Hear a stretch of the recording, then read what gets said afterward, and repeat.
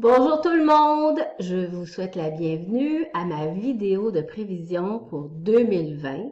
Je vais vous faire quelque chose de super détaillé avec une belle présentation PowerPoint. On va passer à travers tout. Donc, je vous suggère de vous asseoir confortablement, peut-être même prendre un crayon, papier pour noter des dates importantes parce que je vais vraiment détailler tous les phénomènes célestes qui nous attendent en 2020. C'est une grosse année quand même. Alors, voici le début, Astro 2020, un aperçu des influences célestes durant l'année. Cette année, c'est une grosse année, OK? Il y a plusieurs rétrogradations, il y en a toujours à chaque année des rétrogradations, mais tu vois, Mercure est toujours rétrograde 3 fois durant l'année, ça c'est constant. Sauf que Mars et Vénus sont pas toujours rétrogrades, et cette année, elles le seront, ces planètes-là. Les nœuds lunaires vont changer de signe. Je vais tout vous expliquer en détail, OK? La planète Titus, des affaires qui n'arrivent pas souvent. Là. Les nœuds changent de signe aux 18 mois. Saturne change de signe. Saturne reste 2 ans et demi dans un signe. Donc là, il achève son parcours en Capricorne, il arrive en Verseau. Ensuite, il y a vraiment un phénomène extrêmement important dont tous les astrologues parlent partout à travers le monde, c'est que il y a 3 planètes vraiment importantes dans le signe du Capricorne en 2020. En fait, il y a Pluton qui est là depuis un bon bout de temps, Saturne est venu le rejoindre, et maintenant il y a Jupiter qui arrive mettre son petit grain de sel en Capricorne. Et on aura aussi 6 éclipses. Je vais tout vous passer ça en détail. Donc, on va commencer tranquillement avec des petites choses que vous connaissez bien, soit la rétrogradation de Mercure et des planètes rapides. Qu'est-ce que c'est une rétrogradation? C'est tout simplement l'impression que la planète ne va pas dans le même sens qu'elle va d'habitude. C'est comme si on a l'impression qu'elle recule. Donc, mettons qu'elle avance comme ça en temps normal, elle fait ouh, elle s'arrête à un moment donné, puis elle repart dans l'autre sens. OK? Ça, c'est le mouvement de la rétrogradation. Donc, on en aura 3 cette année, du 17 février au 10 mars, du 18 juin au 12 juillet et du 14 octobre au 4 novembre, OK? Ça, c'est Mercure, ça. Puis, ce qui est intéressant de voir, c'est que les 3 fois, Mercure commence à rétrograder quand il est dans dans des signes d'eau. Poisson, ensuite Cancer, ensuite Scorpion. C'est Mercure, c'est la planète de l'intellect, de tout ce qui est rationnel, de la communication, de notre façon de tous les petits déplacements qu'on peut avoir, les affaires qu'on réserve sur Internet, les courriers, les courriels, les déplacements en voiture, c'est Mercure. Fait que c'est sûr que quand Mercure est rétrograde, on peut être un peu plus flou dans ces domaines-là. Il y a plein de choses qui peuvent arriver. Mais ça dure pas tellement longtemps, là. Ça dure environ 3 semaines, puis on peut toujours blame it on Mercury, you know? Ça, c'est toujours pratique à faire. Mais ça, c'est de façon générale. Fait que, par contre, en fait, quand Mercure est rétrograde, juste pour revenir à ça, c'est que l'idéal, faut pas se battre avec les affaires, ça donne rien, tu sais. Fait que quand Mercure est rétrograde, moi, je dirais, profitez-en donc pour prendre un peu de recul. Si vous avez un projet, par exemple, d'écriture, un truc, un plan sur lequel vous travaillez, ou des impulsions épouvantables de tout acheter partout sur Internet, là, calmez-vous un peu pendant ce temps-là. C'est une période de recul, de repli sur soi, de moments pour revoir comment on communique peut-être avec les autres, ou choisir nos mots, ou du moins prendre le temps. OK, ça, c'est vraiment très, très, très Mercure rétrograde. Fait que ça, c'est une chose. Ensuite, on peut regarder dans quelle maison de votre carte du ciel Mercure va se trouver au moment de sa rétrogradation. Ça ici, là, c'est les mots-clés des maisons en général. La maison 1, c'est toujours moi, mon chemin de vie, mon identité, ma personnalité. C'est la signification de la maison 1. La 2, c'est toujours le budget, l'argent, les valeurs, le talent. La 3, c'est la communication, les idées, les apprentissages. OK? Vous avez ici la signification de toutes les maisons, ce que ça veut dire. Mais, vous savez probablement pas, dans votre carte du ciel, Si je vous dis, mettons, ta maison 8 est dans quel signe? Là, ça se peut que vous vous disiez, ben, je ne sais pas pantoute, ma maison 8 est dans quel signe. Alors, voici mon petit cours d'ascendant. Regardez bien ça. Ça, c'est la roue du zodiaque, OK? La roue du zodiaque, son ordre naturel, là, ça commence, le premier signe du zodiaque, c'est le bélier, c'est le printemps. On commence l'initiative de la vie, là. Après ça, whoop, le deuxième signe du zodiaque, c'est le taureau. Après ça, c'est le gémeaux. Après ça, c'est le cancer. Après ça, c'est le lion. C'est un ordre immuable. C'est la roue du zodiaque, OK? Donc, on ouvre une carte du ciel, on a une roue de même. Mais, ici, là, le signe qui va être à gauche ici, ça va changer pour tout le monde parce que c'est le signe de notre ascendant. Comprenez-vous? Parce que la carte du ciel étant une représentation du ciel au moment où vous êtes né, si, disons, dans votre carte du ciel, vous avez le soleil en Capricorne, il va toujours être en Capricorne dans votre carte du ciel, ben, puis que ici, ça correspond, cette zone-là, à autour de midi, OK? Astronomiquement parlant. Donc, votre soleil est en Capricorne. Le soleil, c'est quand il fait le jour dans la journée, si tu veux. Puis là, tu nais, mettons, autour de midi, ton soleil va être en Capricorne, il va se placer en haut automatiquement ici. Donc, ici, à gauche, ça représente 7 heures le matin à peu près. C'est le lever du soleil. Donc, l'ascendant correspond au lever du soleil. Fait que disons ici qu'on a quelqu'un qui est ascendant bélier. Fait que sa roue va être placée de telle façon. Le bélier va être à gauche ici. OK? Ça, c'est une chose. Ensuite, on dit que Mercure va être rétrograde dans les signes d'eau. Fait qu'à un moment donné, Mercure va être rétrograde en poisson. OK? Donc, on met notre petit Mercure en poisson. Il est là, il commence à reculer en poisson. Fine. Deuxième chose à savoir. Donc, première des choses, vous regardez quelle maison j'ai en poisson. Si vous êtes ascendant bélier, ben, ça c'est la 1 ici, ça c'est la 2, ça c'est la 3. Puis, on voit ici que la maison 12 est en poisson. Donc, le secteur poisson, c'est la maison 12 pour la personne ascendant bélier. Donc, Mercure amène des ralentissements dans la maison 12, par exemple, de la personne. Fait que, la maison 12, c'est l'intériorité, c'est le repli sur soi, le besoin de solitude. Fait que Mercure, planète de la communication, de la mobilité, tout ça, ça peut indiquer encore plus pour cette personne-là qui est ascendant bélier, de se calmer durant Mercure rétrograde et de peut-être essayer de mettre un peu de rationnel dans son irrationnel qui est sa maison 12. OK? Mais regardez bien. Disons que vous avez quelqu'un, donc, qui a un autre ascendant.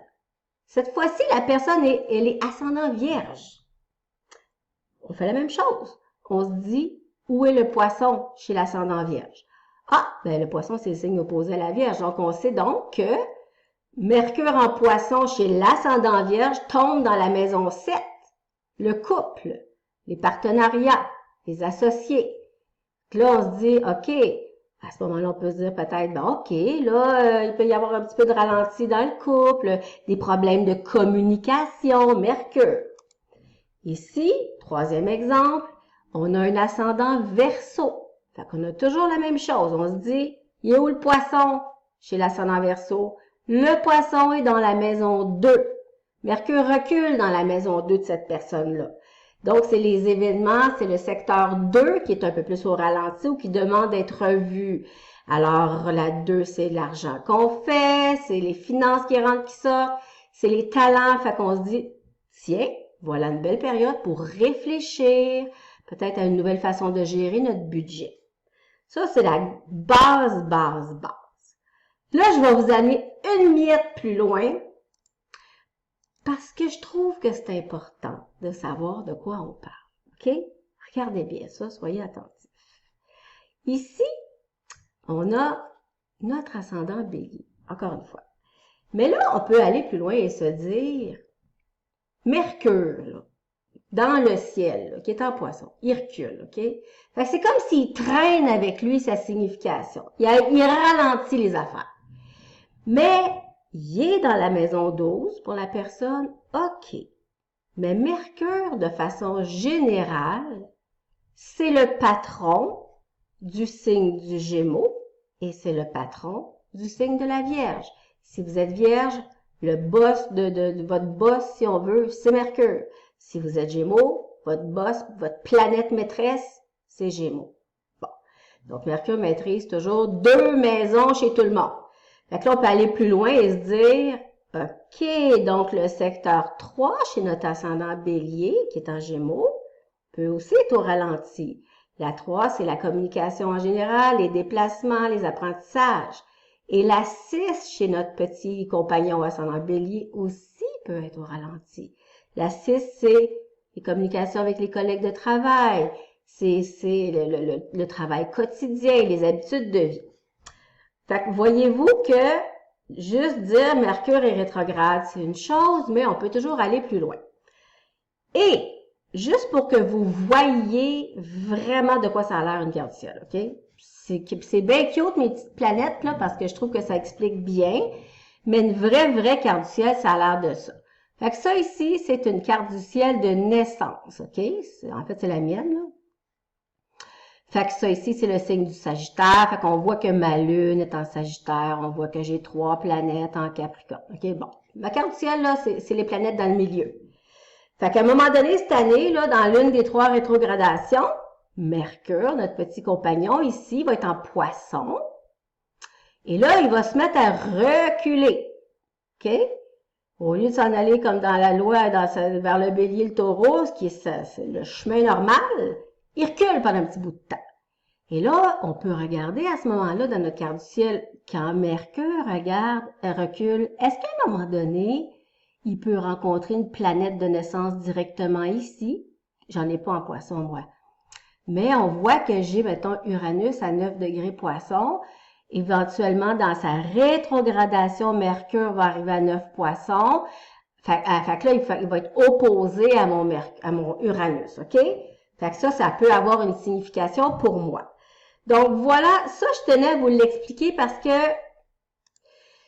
c'est comme ça qu'on fait des prévisions. Avec toutes les planètes, avec tout ce qui se passe, OK? S'il y a un phénomène céleste, la planète est quelque part dans le ciel. Elle tombe donc dans un de nos signes. Donc, notre signe, c'est qu'il est dans quelle maison? Première chose. Quel domaine de notre vie est impacté par cette planète-là? Mais on peut aussi se dire, si, disons, une planète dans le ciel touche une autre planète à nous, on peut dire, mettons qu'une planète dans le ciel va toucher mon Mercure. Moi, je sais que mon Mercure, c'est le patron de ma maison 7, ma maison 10. Fait que je sais que cette planète-là va impacter 2 domaines de ma vie. C'est tout ce que vous avez à savoir pour tout de suite. On continue avec la prochaine rétrogradation qui aura lieu cette année. C'est Vénus qui n'a pas été rétrograde en 2019, qui va donc l'être cette année en 2020, du 13 mai au 25 juin. Elle va être dans le signe du Gémeaux à ce moment-là, puis quand elle va arriver à 21 degrés Gémeaux, elle va faire « wow », elle va faire un petit stop, puis pendant quelques semaines, elle recule de 21, 20, 19, 18, elle va se rendre jusqu'à 5 Gémeaux, puis là, rendu à 5, elle va « OK, c'est beau, je recommence à aller par en avant ». Fait qu'on a ici Mercure, Vénus, la planète qui représente les relations, la façon dont on séduit, notre estime de soi, notre système de valeurs, est dans le signe du Gémeaux. Le Gémeaux, c'est le signe de la communication, des pensées, de l'intellect, de la multiplicité, souvent de la dispersion et tout ça. Fait que là, tu prends la planète des relations, du cœur, qui est dans un signe plus rationnel, comment je pourrais dire donc, qui aime quand même comprendre les choses. Fait que c'est sûr que durant la période où Vénus, c'est dans le signe des Gémeaux en rétrogradation, ça lui permet de s'asseoir, de se déposer et de nous permettre peut-être de faire un travail sur nos relations, analyser ce qui se passe, voir d'un œil peut-être plus rationnel, ajuster des choses, relations tant amoureuses qu'amicales, OK? On peut parler, qui est le mot-clé de Mercure, qui est le mot-clé de Gémeaux, je veux dire. Mercure, c'est son patron. On peut donc parler avec son cœur, Vénus. On peut reconnecter avec notre système de valeurs et ce qui nous donne de l'estime de soi d'une façon plus rationnelle. Et bien sûr, comme toujours, si Vénus dans le signe du Gémeaux touche une de vos planètes, si vous avez de quoi en Gémeaux, par exemple, à la base, à la naissance, bien là, elle vient donner un petit oomph, elle dit « Youhou! Toc, toc, toc! » J'arrive avec ma signification et je viens t'aider à comprendre des choses ou à ralentir des choses ou à intérioriser des choses. Parce qu'on n'oublie pas qu'elle recule. OK? Ça, c'est pour Vénus rétrograde. Donc, du 13 mai au 25 juin, je dirais que peut-être aussi un petit conseil vraiment de base, là, Vénus rétrograde. Dans le couple, c'est un bon moment pour s'asseoir, puis se parler, puis se parler, mais de façon rationnelle, parce que c'est en Gémeaux, mais revoir peut-être des modes de fonctionnement. C'est un bon moment pour ça. C'est peut-être moins le moment idéal, disons, pour s'élancer, pour partir à la conquête d'un amoureux, d'une amoureuse. Mais en même temps, c'est une période pour rencontrer quelqu'un qui a peut-être un peu plus de ressenti, d'introspection, parce que Vénus, elle est portée vers l'intérieur, elle recule. Voilà pour Mercure. Voilà pour Vénus. Maintenant, autre planète qui est rétrograde cette année, qui ne l'a pas été en 2019, c'est Mars.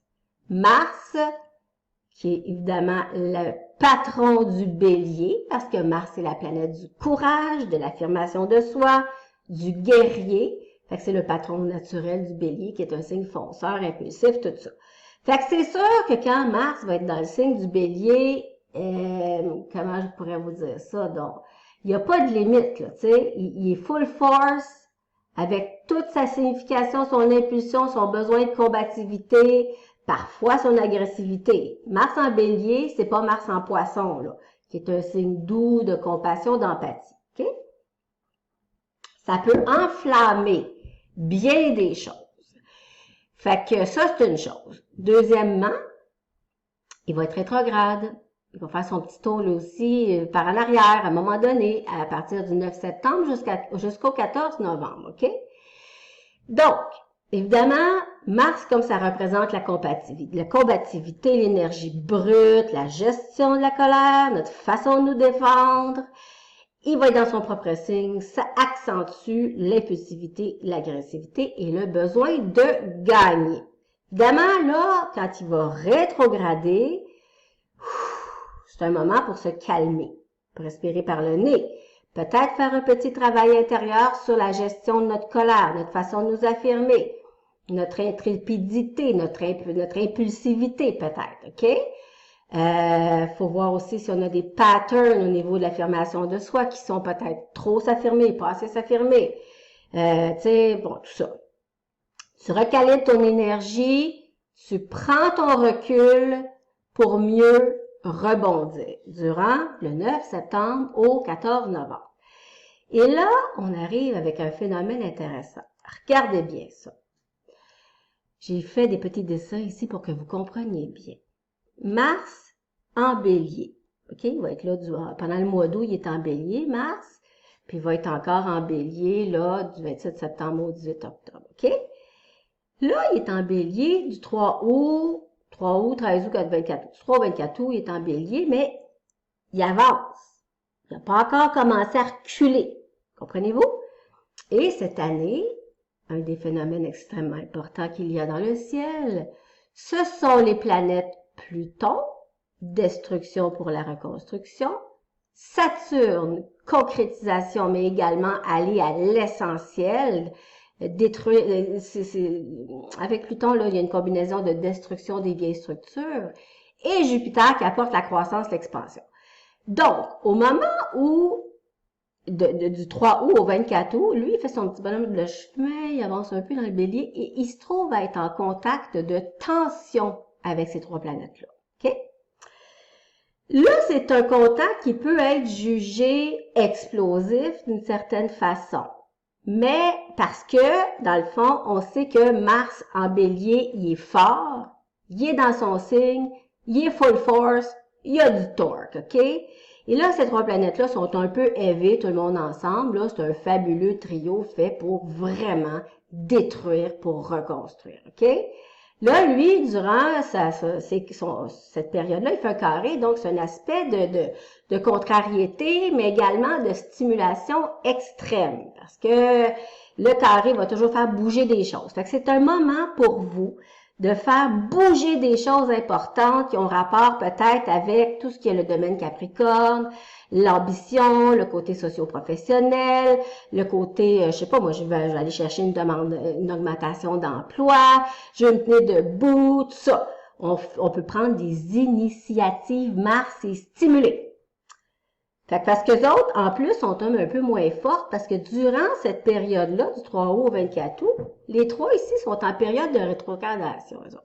Fait qu'ils sont comme un peu tirés par en arrière, fait qu'ils sont moins, je dirais, à armes égales, OK? Par contre, quand on arrive au 27 septembre, lui, il a commencé à reculer. Il va une première fois, là, il est en contact avec ceux-là, après ça, puis il commence à reculer ici, et là, il est de nouveau en contact avec nos trois planètes, mais cette fois-ci, nos trois planètes sont rendues directes. Donc, elles avancent de leur petit bonhomme de chemin. Donc, lui, il est un peu plus faiblard, un peu plus contrarié. Et là, je pense que c'est ici, durant cette période-là, de septembre à octobre, 27 septembre au 18 octobre, qu'il pourrait y avoir un peu plus d'atmosphère explosive, mettons. Tu sais, qu'on pourrait sentir ça, tout le monde, d'une certaine façon, l'espèce de tu sais, je vais faire quelque chose, ça me gosse parce que j'ai l'impression que lui, Saturne veut me bloquer, que lui, il va avoir le dessus sur moi. C'est toutes des projections qu'on peut faire sur les gens. Et que lui est trop excessif, ça va dans tous les sens. Bon, ça c'est une chose. Mais ce qui est important de savoir aussi, évidemment, c'est dans quel secteur de vos vies se produiront ces carrés. On y reviendra plus tard. Maintenant, mon chose a bougé. OK. Ici, je vous ai fait un résumé de ce qui se passe cette année. OK?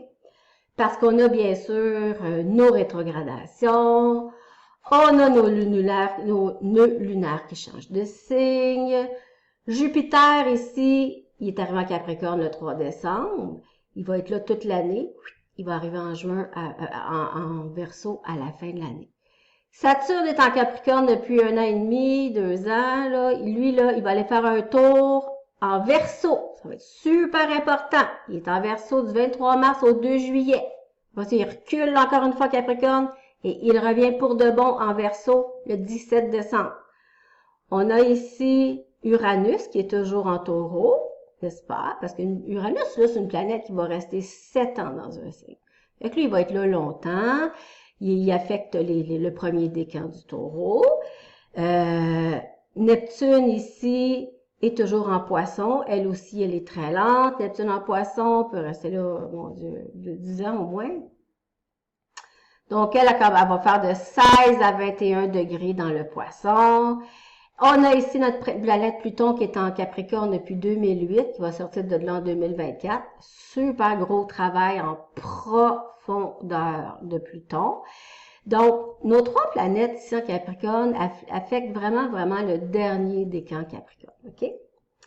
Et Chiron, notre guérisseur blessé, est toujours en Bélier, au début du Bélier, premier décan. Puis on a nos nœuds ici, le nœud nord et le nœud sud, qui sont présentement en Capricorne. Après ça, eux autres, ils changent d'axe le 6 mai. Fait que ça, grosso modo, là, c'est un peu le portrait de l'affaire, OK? Fait qu'on va déconstruire tout ça allègrement, tranquillement, pas vite, petit à petit, pour voir de quoi ça a l'air, qu'est-ce que ça fait. OK. Premièrement, les nœuds lunaires qui changent de signe. C'est quoi les nœuds lunaires? Je vous ai fait une belle petite diapositive. Plus tard, vous allez voir, là, j'ai fait un beau dessin qui explique comme il faut de quoi ça a l'air. Mais grosso modo, les nœuds lunaires sont des points de rencontre entre le Soleil et la Lune qui représentent quelque part, ça représente vraiment beaucoup en astrologie le karma. Le nœud nord va dire, OK, là, vers quoi tu dois tendre dans cette vie-ci pour avoir l'impression que tu te réalises vraiment?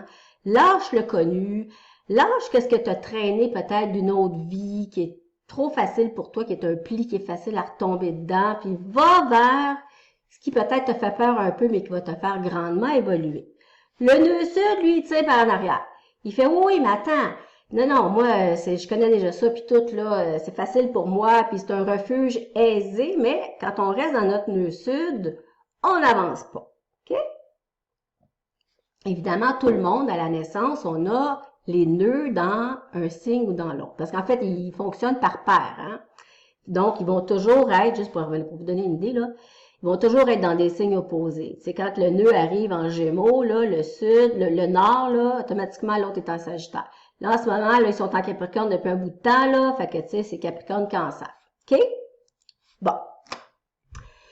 Qu'est-ce que ça veut dire avoir un nœud sud en Sagittaire? On va commencer par le sud, OK? Le Sagittaire, c'est vraiment le signe des croyances, des dogmes, de la religion, de la philosophie de vie, de la quête de sens, mais c'est aussi, tu sais, avec le nœud sud, il faut toujours te chercher un peu le côté négatif, là. C'est souvent des emballements dans tous les sens et ou quelqu'un qui a vraiment des œillères, des idées rigides puis qui veut convertir tout le monde à ses affaires, OK?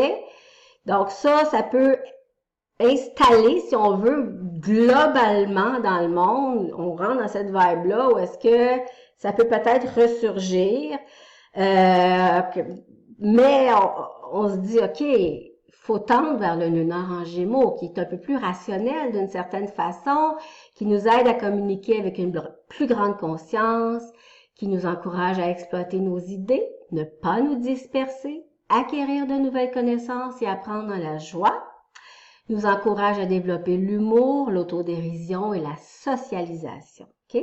Donc ça, c'est un plan général pour tout le monde à partir du 6 mai et les nœuds restent en moyenne dans un signe durant 18 mois. Donc, c'est un travail de 18 mois qui va influencer les éclipses. Vous allez comprendre plus tard pourquoi ça influence les éclipses.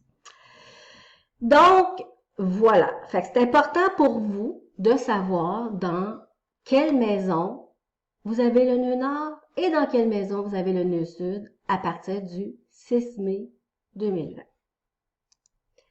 On continue avec notre beau Jupiter. Jupiter, on l'aime, c'est une planète de croissance, d'expansion, de joie, d'abondance, d'excès de tout genre, d'opportunités. Et là, Jupiter a été dans son propre signe, le Sagittaire, durant toute l'année passée. Il est entré en Capricorne. Fait qu'on peut voir la roue du zodiaque comme une espèce d'évolution, hein, mais c'est ce que c'est en réalité. Fait que là, Jupiter en Sagittaire, là, il s'est donné à cœur joie dans bigger is better, comment on peut comprendre les choses, comment on peut aller plus loin, mais c'est un signe de feu qui est expansif, qui est peut-être pas toujours réaliste. Là, il arrive en Capricorne. Capricorne, c'est un signe de terre, c'est ce qu'il veut, il veut pas travailler pour rien, il veut faire quelque chose qui va le mener à bon port. Et là, depuis un petit bout de temps, évidemment, on a deux planètes un peu intenses en Capricorne. Fait que là, lui, il arrive là pour dire, OK, les boys, là, vous avez travaillé fort, vous avez détruit pas mal de choses, vous avez obligé beaucoup de vieilles structures à être déconstruites et reconstruites, particulièrement avec tout ce qui a rapport au pouvoir, au gouvernement, aux structures établies. Là, lui, il arrive, là, au moins en Capricorne, avec son petit pep, là. Fait que ça fait du bien, OK? Fait qu'il faut se dire que Jupiter reste dans un signe pendant 1 an. Donc, il a été en Capricorne 1 an. Il va être en Capricorne pendant 1 an, puis il va revenir dans 12 ans, et il était là il y a 12 ans, OK? Fait que vous pouvez vous dire, qu'est-ce qui s'est passé? Il faut faire un petit exercice, dire, OK, il y a 12 ans, moi, qu'est-ce qui s'est passé dans ma vie? Parce que Jupiter, chez vous, dans votre carte du ciel, va quand même être dans une maison, OK? Dans une de vos maisons. Laquelle? Ça dépend de votre ascendant. Et va donc influencer beaucoup ce secteur-là, qui l'est déjà beaucoup par Saturne et Pluton. Donc là, on a la capacité de croître, de prendre de l'expansion, beaucoup au niveau socio-professionnel. Ça nous donne une espèce de feu sacré, de feu intérieur pour avoir un but. Le Capricorne, c'est un signe de but, là. Il voit souvent les choses comme une espèce de montagne qu'il doit gravir, OK? Mais là, il n'est pas lâché lousse comme il était en Sagittaire, où est-ce qu'il pouvait peut-être juste triper sur des concepts, là, puis amener tout le monde dans sa folie. Là, il est obligé de travailler. Fait qu'il va nous aider, Jupiter, donc, à amener des idées de grandeur, de croissance, mais travailler pour parvenir à un résultat Capricorne. OK? Et donc, notre fameux petit Jupiter va faire 3 fois un contact avec Pluton cette année. C'est quelque chose qui arrive quand même pas souvent. Et là, évidemment, il y a eu Saturne aussi en Capricorne. Donc, c'est une triple conjonction. C'est 3 planètes vraiment importantes qui vont se toucher les unes les autres une couple de fois dans l'année pour faire de 2020 quelque chose de mémorable, je crois. Donc, première des choses, il va toucher Pluton 3 fois dans l'année, donc du 28 mars au 7 avril, du 23 juin au 9 juillet et du 8 au 12 novembre. Voyez les degrés sur quoi ça se produit là. En fait, c'est Pluton qui est stallé là, à 22, 23, 24 degrés. Lui, il va vraiment pas vite, puis Jupiter s'en vient le rejoindre. Donc, Pluton, c'est la planète de la destruction, de la régénération, du renouvellement, du recyclage, du pouvoir personnel. Jupiter, en touchant Pluton, vient amplifier ça. Fait que c'est des périodes de votre vie où est-ce que vous pouvez vraiment avoir un coup de pouce important pour prendre votre envol, OK? Dans un secteur Capricorne, premièrement en Capricorne, donc de façon concrète et réaliste, mais surtout dans le domaine de vie que vous avez en Capricorne. Autre petit body qui est en Capricorne, c'est Saturne. Super fort en Capricorne. Saturne, c'est le patron du Capricorne. Voyez-vous sa petite face? Regardez bien mes petites planètes, ils sont cute. Tu sais, Jupiter, là, il y a du fun dans la vie, lui. Il amène le fun, la joie, la bonne humeur, la résilience, la capacité de voir la vie en grand tout le temps. Il y a du sparkle, il y a de bonne humeur, il est vert. Vert, tu sais, la couleur du cash. Là, lui, Saturne, c'est une autre affaire. Saturne, c'est la planète des limites, OK? De la structure intérieure. C'est notre petit gendarme intérieur. Mais tu sais, en même temps, c'est le sage à l'intérieur de nous. Fait que quand j'ai créé mes planètes emoji, j'hésitais entre un sage puis un petit gendarme qui a une face de frustré. C'est souvent plus ça qu'on sent dans notre vie jusqu'à temps qu'on acquiert une forme de sagesse, OK? Donc là, lui est en Capricorne depuis décembre 2017. C'est le patron du Capricorne. Il est très fort dans son signe. Il a travaillé fort pour aider Pluton à justement déconstruire des vieilles structures en amenant avec lui le sens des réalités. Parce que Saturne, c'est vraiment, OK, de quoi on n'a plus besoin? De quoi je peux me débarrasser, mais surtout, est-ce que j'ai travaillé vraiment fort? Et si j'ai travaillé fort, je vais être récompensée à la hauteur des efforts que j'aurai donnés. Ça, c'est la job de Saturne. Sa job, c'est de mettre des limites aussi. Parfois, on le sent d'une façon plus négative parce qu'on se sent un peu étouffé par lui. On peut se sentir justement limité, manquer de confiance en soi.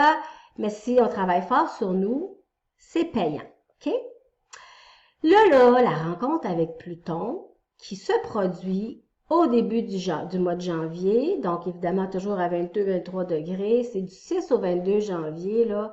On peut commencer à le sentir, là, fin décembre jusqu'à fin janvier, mais la conjonction exacte, c'est du 6 au 22 janvier. Ça, c'est intense, ça arrive pas souvent, parce qu'il faut comprendre que Pluton fait le tour de toute la carte du ciel en 248 ans, il avance pas vite. Puis lui, ben, Saturne, il fait le tour en 29 ans. Fait que les chances qu'ils se rencontrent, ça arrive pas souvent. Je pense que ça arrive aux 30 ans. Donc, c'est un événement rare. Et là, c'est un peu comme les deux... Comment je pourrais vous dire ça, donc? C'est les deux plus élevés du zodiaque qui se rencontrent puis qui se regardent dans le blanc des yeux, OK? Pluton, il a commencé sa job. Il a éveillé les consciences, il a ramené à la surface, à la conscience de beaucoup de gens, bien des choses qui étaient refoulées. Lui, il arrive là, Saturne, puis il dit, OK, là, qu'est-ce qu'on fait avec ça, là? C'est vraiment comme, je sais pas, moi, t'es au Parlement, là, puis t'as vraiment les deux personnages les plus influents qui vont signer un contrat pour changer le cours des choses. Vraiment ça. C'est vraiment, vraiment ça. Et on va payer, tu sais, d'une certaine façon. On va vraiment être mis devant les conséquences de nos actes. Mais on a toujours le temps de se reprendre. C'est comme si là, vraiment, ça nous revole en pleine face. Puis c'est le temps de agir concrètement avec Saturne et de distribuer le pouvoir, Pluton, de se responsabiliser, Saturne, et détruire les vieilles structures, toujours le concept de notre Pluton en Capricorne. Sachez que le 11 janvier, c'est une date importante, parce que le 11 janvier, il y a évidemment Saturne qui rejoint Pluton, mais en même temps, il y aura une éclipse. Je vous en parle plus tard. Là, je vous ai fait quelque chose de le fun. Regardez bien ça. OK? Ça, c'est une carte du ciel. C'est où sont les planètes durant l'année à partir du 2 janvier. Le 2 janvier, on commence, la planète Mars est au début du Sagittaire. Jupiter est à 7 Capricorne. Le 2 janvier, Saturne est à 21 Capricorne, pas loin de Pluton ici, qui est à 22, puis on a notre Neptune ici, puis j'ai pas mis Uranus. Et là, regardez bien ça. Je fais avancer mes planètes un jour à la fois. Vous voyez comment ça marche. Regardez bien. Lui, il va vite, le Mars. Il s'en vient tranquillement. Oups là, il arrive. Oh, il rencontre Jupiter. Oh, il rencontre Pluton. Oh, là, il a dépassé tout le monde. Là, ces trois-là, là, font un petit balèze aussi. Tu peux les regarder, là. Oups là, Jupiter recule sur Pluton une deuxième fois. Et là, on arrive ici. Il arrive en bélier, notre Mars. Regardez bien. Il fait ses premiers carrés. Oh, on a dit ça tout à l'heure. Là, il va reculer. Checkez bien ça. Oups, il commence à reculer. Il refait la deuxième série de carrés. On a toujours notre fameux trio en Capricorne. Le temps file, on est rendu au mois de novembre et là, ça se précipite. Hop là, Saturne arrive en Verseau et Jupiter arrive en Verseau. Conjonction exacte, sont collés l'un à côté de l'autre, le 26 décembre. Ça, c'est beau, ça! Je trouve ça le fun de voir ça. Parce que c'est tellement difficile de conceptualiser comment ça se passe dans le ciel et les planètes que maintenant, vous voyez un peu comment ça se passe dans les faits, jour après jour. Ensuite, nous avons donc nos fameuses conjonctions, Jupiter et Pluton en contact 3 fois durant l'année. Fait que là, ce que vous devez comprendre aussi, qui est très important, c'est que il y a bien du monde en Capricorne, et tout le monde en Capricorne se retrouve dans le dernier décan du Capricorne. Donc, évidemment, ça va influencer fortement votre vie si vous avez des planètes directement en Capricorne, mettons entre 20 degrés, 29 degrés. Ça, c'est sûr que ces planètes-là sont touchées. Ça va influencer votre maison aussi, mais ça peut influencer aussi les autres signes. Par exemple, tu sais, quand on a une carte du ciel, j'en ai une ici. Oh, non, pas de suite. Carte du ciel. OK, regarde. Si on a toutes nos planètes ici, là, à la fin du Capricorne, qui est un signe cardinal. Le Bélier, c'est un signe cardinal. Fait que si vous avez des planètes à la fin du Bélier, là, entre 20 et 29, là, ces planètes-là font un aspect de tension. Parce que c'est un signe cardinal. Cancer, c'est un signe cardinal. Même chose. Là, c'est une opposition qui se produit avec les planètes. Ensuite, Balance, même chose. Si vous avez des planètes à la fin, dernier décan Balance, ces trois planètes-là sont en carré. Fait qu'on sait que les carrés et les oppositions, on les sent toujours fortement. En même temps, ben là, on a un beau signe de terre. Fait qu'on sait que les signes de terre, eux, dernier décan, sont soutenus par les 3 planètes. C'est important d'aller voir dans votre carte du ciel ce que cela représente. Donc, j'ai dit, Jupiter et Pluton seront en contact 3 fois. Jupiter, Pluton. Lui, j'ai mis un petit masque parce que c'est la planète qui nous fait plonger dans notre inconscient. Puis on se met un beau petit masque pour être protégé. Et là, ben, qu'est-ce que tu veux? Faut faire remonter les choses à la surface. Mars est la planète du combat, du courage, de l'affirmation de soi. Il est tout fier, il est pétant d'énergie. Et Neptune, c'est la planète de la foi, de la spiritualité, de la compassion, de l'empathie. Fait qu'il a l'air bien béat, mon petit Neptune. Saturne et Pluton, donc, rare contact en janvier, qui est accentué par Mars à quelques reprises durant l'année, parce qu'on sait que c'est, tu sais, nos fameuses planètes, là, ce que je vous ai montré ici, là, on sait que Mars, à un moment donné, les touche. OK? Fait que là, ça peut provoquer, donc, ça peut provoquer, du fait que Mars accentue tout ça, ça peut provoquer de la colère, ça peut provoquer des événements qui vont se produire de façon impulsive, spontanée, mais ça donne énormément de courage aussi pour entreprendre quelque chose de nouveau. Et je ne vous ai pas parlé de Jupiter qui est en Poisson, qui fait un beau sextile à notre petit Jupiter ici qui est en... Voyons, c'est là. Jupiter qui est en Capricorne, qui fait un beau sextile à Neptune qui est en Poisson. Capricorne et Poisson, c'est des signes amis parce que Capricorne, c'est un signe de terre, Poisson, c'est un signe d'eau, l'air et l'eau vont bien ensemble. Donc, c'est un bel aspect que ces deux-là ont à 3 reprises durant l'année. Donc, 17 février au 27, 25 juillet au 2 août, 2 au 14 octobre. Ça, vous pouvez vous dire, c'est comme une période chanceuse, d'une certaine façon. OK? Parce que Jupiter, c'est une planète qui apporte la chance, les opportunités, la croissance, l'expansion. Et Neptune, c'est un peu une planète magique. Tu sais, c'est une planète qui nous met en contact avec notre intuition, notre inspiration, qui peut apporter des choses un peu bizarres dans notre vie des fois, qui arrivent un peu comme par magie, justement. Fait que là, tu as 2 planètes qui s'unissent pour, premièrement, donner la foi, guérir quelque chose au niveau du cœur, apporter de la douceur, mais c'est des petites périodes de chance pure, d'une certaine façon. Fait que ça, c'est quand même important de savoir dans quel secteur de votre thème cela se produit. Jupiter est dans quelle maison, Neptune est dans quelle maison. Ces 2 secteurs-là sont unis, dans le fond, par la chance. Voilà. Maintenant, on sait que Saturne est en Capricorne depuis un bout de temps. Il va aller faire un saut dedans le signe du Verseau, OK, du 2 juillet au 17 décembre.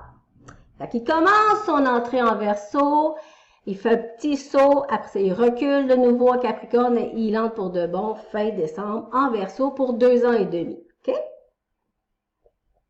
On a dit que Saturne était le patron du Capricorne, mais en astrologie traditionnelle, Saturne est également le patron du Verseau, quoique Uranus est aussi son patron aujourd'hui, depuis qu'on a découvert la planète en réalité, depuis qu'on a su qu'elle existait.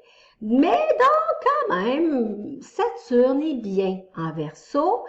Et là, ce qui est intéressant, c'est que Verseau, c'est un signe d'air, c'est un signe qui représente le futur, la technologie, les inventions, le fait de penser, think outside the box, c'est la meilleure façon de le dire, le fait d'inventer des nouvelles choses, de se libérer de chaînes qui nous relient au passé, c'est le processus d'individuation. Fait que là, on mixe une planète très terrestre, très ancrée dans la matière, très axée sur comment est-ce que je peux faire des choses pour que ça se réalise. Et on amène ça en Verseau, c'est fantastique. C'est comme, on ancre dans la matière des rêves, Verseau, en fonction du futur, matière Capricorne. On améliore Verseau, réalistement Capricorne, les vieux schémas de pensée, Capricorne. Verseau, qu'on détruit, en fait, on détruit les vieux schémas de pensée. On incarne Capricorne, notre processus d'individuation, Verseau.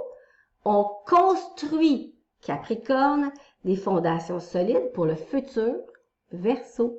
Puis ça allège un peu quand même le fait que Pluton, Saturne est en Capricorne, puis Saturne est un peu élevé. Alors, autre chose, durant toute l'année, notre petit Chiron, qui est un astéroïde, qui représente le guérisseur blessé, drôle d'affaire, mais en fait, Chiron va représenter là où on a une blessure, tout en ayant les outils pour la guérir. Donc, des fois, on est en contact avec des gens, on est en contact avec des circonstances, on est en contact avec toutes sortes d'affaires qui font ressurgir cette blessure, mais ça nous oblige à sortir un petit joker de notre poche puis se dire, non, sais-tu, je suis capable de me démerder de cette situation. Le bélier, c'est le signe de l'initiative, du potentiel, du courage, de l'impulsion. Évidemment, durant tout son séjour en bélier, Chiron va nous inciter à contacter notre guerrier intérieur, bien sûr, mais de s'ouvrir à tous les potentiels dans notre vie. Il faut se dire que le bélier, c'est le signe du début de toute chose, de l'initiative, de la capacité d'avoir une espèce de courage un peu inconscient s'il faut. Et comme évidemment les signes fonctionnent toujours par axe, le signe contraire au bélier, c'est la balance. Fait que là, on est dans un axe relationnel. Fait qu'on peut faire un travail sur moi, parce que le bélier, c'est le je, moi, la place que j'occupe dans la relation avec l'autre. Et donc, peut-être de guérir des vieux patterns, des vieilles façons de faire qui tiennent plus la route. OK? Donc, c'est important de savoir quelle maison vous avez en bélier, parce que là, ça peut être indiqué où il y aurait un travail à faire, où est-ce qu'il y aurait quelque chose de nouveau à commencer, avec une certaine naïveté, un courage, une impulsion. Uranus, maintenant. Uranus qui est une planète lente, qui va demeurer 7 ans qui est arrivé en taureau l'année passée, là, a fait un petit pas, un peu comme Saturne fait cette année, là, elle a fait un pas en taureau, a reculé, puis là, elle est rentrée pour de bon le 6 mars, OK? Elle va être là pendant 7 ans.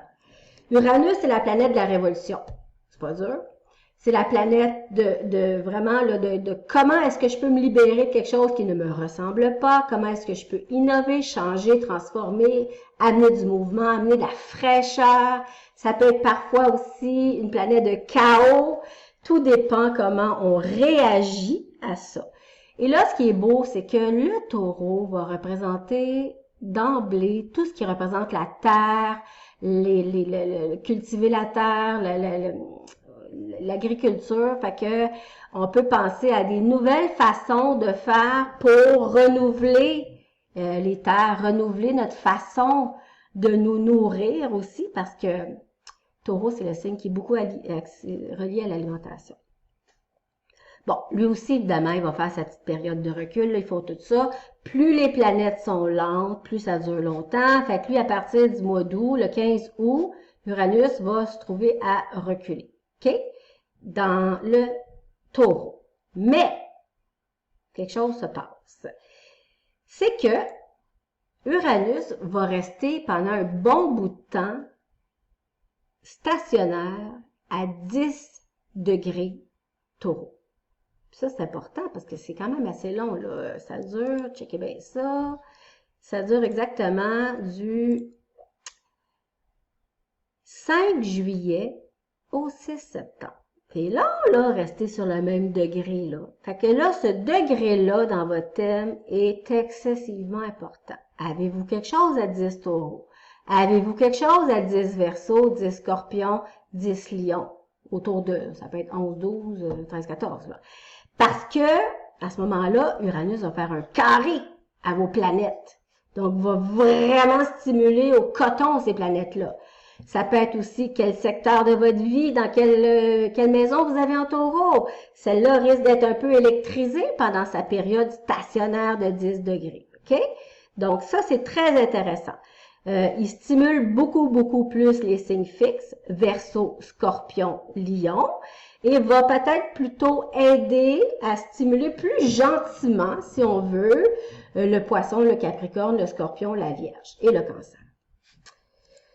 Ensuite, on continue avec la prochaine planète dans le ciel, Neptune, qui est super lente, qui, elle, là, est toujours quelque part dans notre carte du ciel quand on est, là, puis ça y prend 165 ans pour faire le tour. Fait qu'elle n'est pas vite. Tu vois, dans un an, elle avance de 16 à 21 degrés, là. C'est un signe, ça commence à 0 degré, puis ça finit à 29, là. Elle va faire 16 à 21. C'est pas beaucoup. Dites-vous que le soleil, là, il reste un mois dans un signe. Il fait un mois, un mois, un mois, un mois, un mois. Puis il revient à la même place au bout d'un an. Lui, il fait ça en un an. Alors, évidemment, il y a certaines personnes qui sont plus touchées par Neptune en poisson que d'autres. OK? Bien, premièrement, les poissons, parce que ça, c'est flyé. Parce que, tu sais, les poissons, le patron, c'est Neptune. Et donc, Neptune a la même signification, si tu veux, que le poisson. Neptune, c'est la planète de l'idéalisation, du flou, du lâcher-prise, de l'empathie, de la compassion, de tout ce qui est artistique, la photo, le cinéma, la musique. C'est aussi la planète des dépendances de toutes sortes et de la fuite sous toutes ses formes. Fait qu'évidemment, s'il y a quelqu'un qui a une planète en poisson, projet 18, qui a Neptune dessus, il l'a déjà un peu. Mettons qu'il y a quelqu'un un Mercure en poisson dans sa carte du ciel, OK, à 18 degrés. C'est sûr que tu as déjà affaire à quelqu'un qui va réfléchir d'une façon émotionnelle dans le ressenti. C'est quelqu'un qui a du flair. C'est pas quelqu'un qui a une intelligence vraiment rationnelle comme ben mathématique. C'est quelqu'un qui apprend presque par osmose, puis qui va communiquer en ressentant beaucoup tout ce que l'autre dit.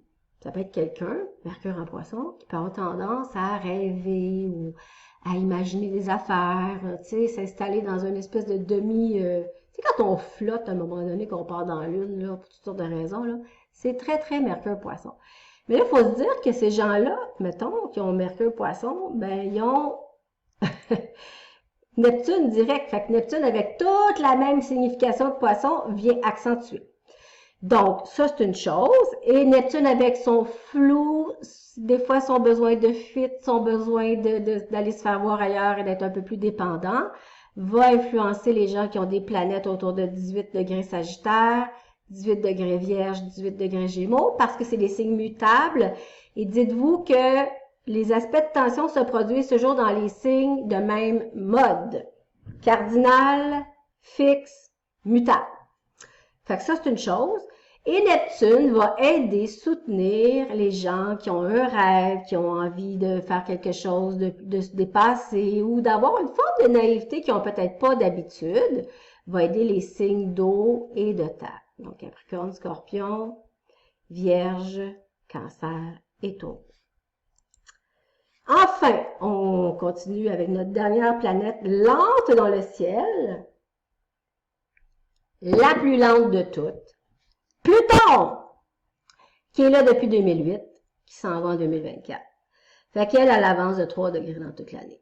OK? Fait qu'elle travaille fort, les Capricornes qui ont des planètes entre 22 et 25 degrés, oblige à tout décrire pour reconstruire sur de nouvelles bases. Elle aussi, elle va être super longtemps rétrograde, là, du 26 avril au 5 octobre.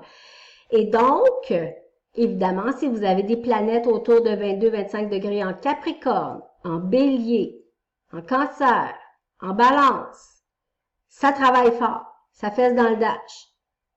Je vous dis, Pluton, ça fait pas de quartier. Ça oblige à faire des deuils, pas tant des deuils là, qu'il y a du monde qui meurt dans votre vie, là, mais vraiment vous départir de ce qui est plus nécessaire dans votre vie. Ça fait c'est la job de Pluton. Sa job aussi, c'est de vous faire contacter votre pouvoir personnel, donc vous mettre en conflit avec des personnes pour que vous vous teniez debout. Et aussi va amener à la surface des choses qui ont été refoulées. Bien sûr, Pluton, Jupiter et Saturne étant en Capricorne, le secteur Capricorne dans votre vie est hyper important. OK? Évidemment, les gens qui ont des planètes dans les signes d'eau et de terre vont recevoir un aspect de soutien de Pluton.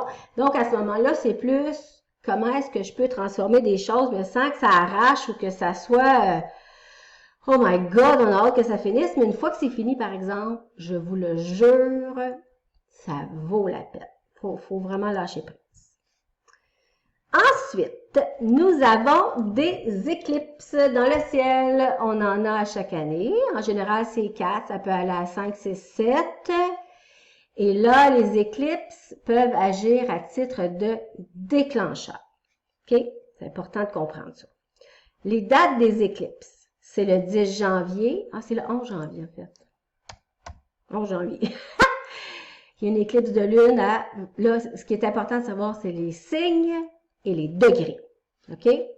Donc, 11 janvier. Je ne peux pas changer, ça, c'est une photo.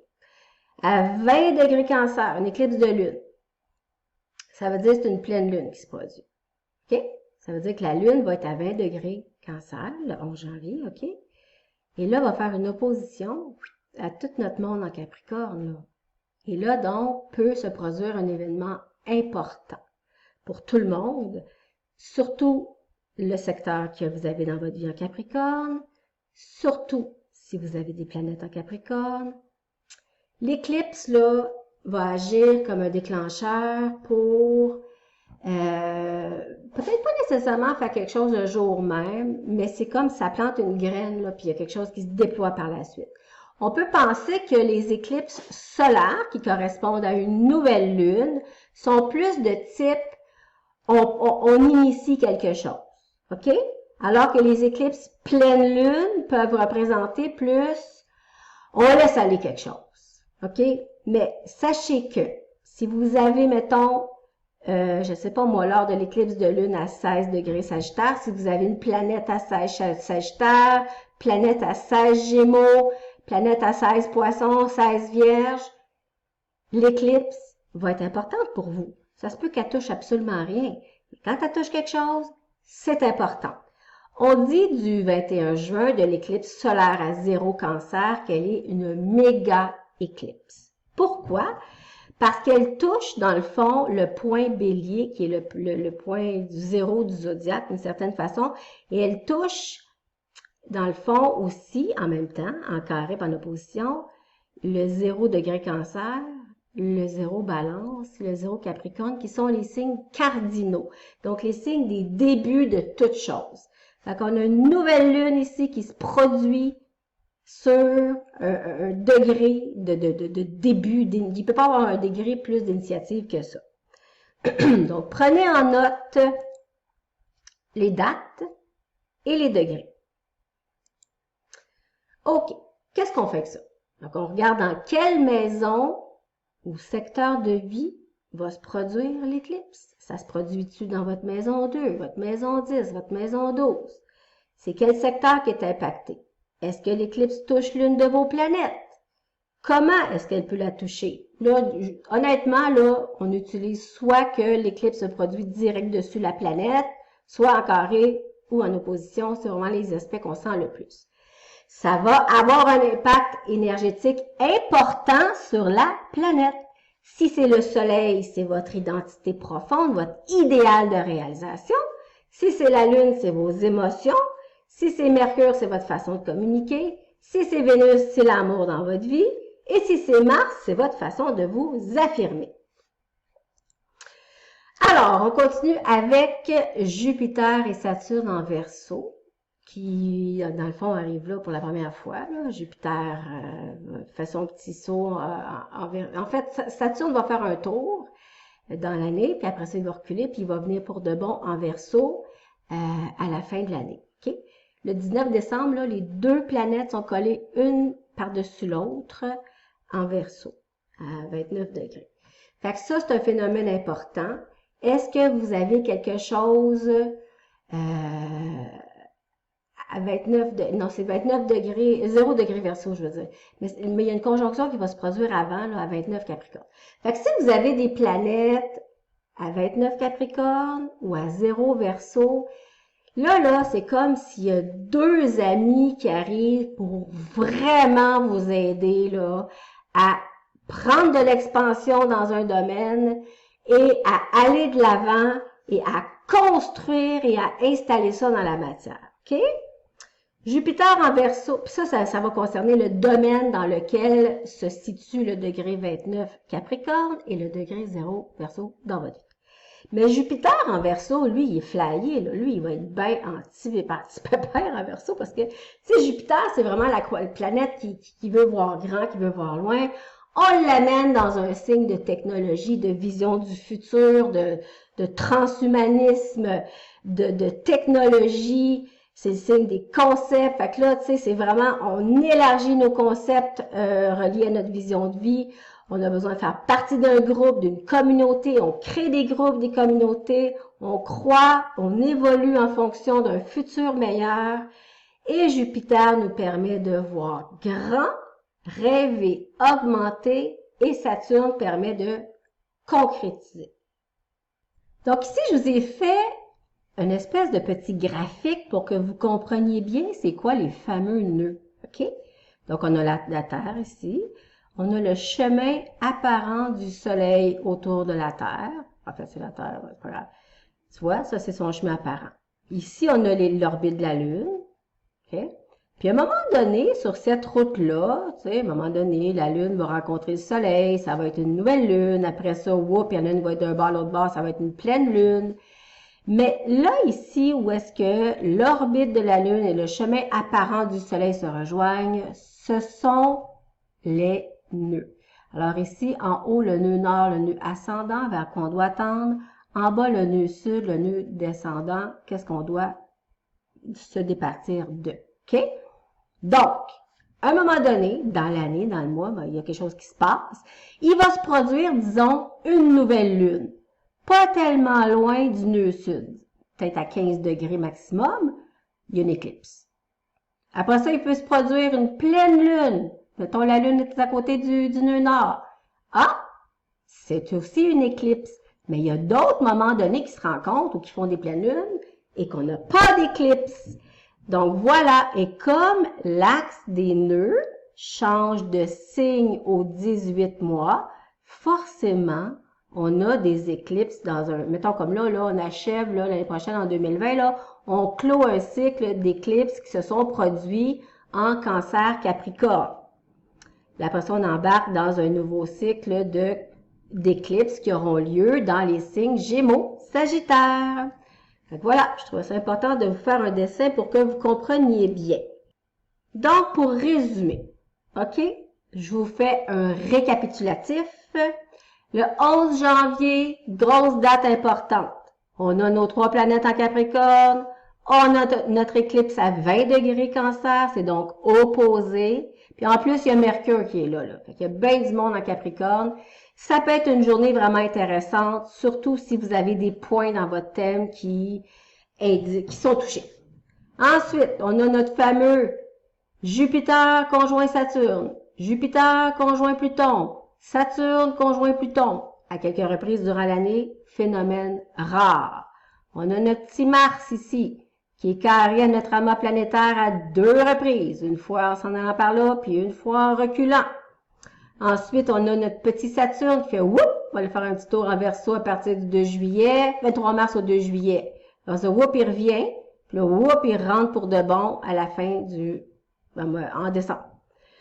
On a ici Jupiter qui fait la même chose, mais lui, il change de signe à la fin de l'année, le 19 décembre. Ensuite, nos fameux nœuds lunaires qui vont changer de signe, qui étaient dans l'axe ici, Cancer, Capricorne. Tu vois? Là, ils ont changé de place. Ils sont rendus ici. On a nos 6 éclipses, dont celle de janvier qui est importante. OK? Le 15 juin, je me tentais de vous le dire aussi, il y a une éclipse qui se produit à 15 degrés Sagittaire. Au mois de juin, Vénus est rétrograde en Gémeaux et l'axe des nœuds est rendu en Gémeaux-Sagittaire. Donc, il pourrait y avoir quelque chose au niveau affectif, relationnel pour certaines personnes.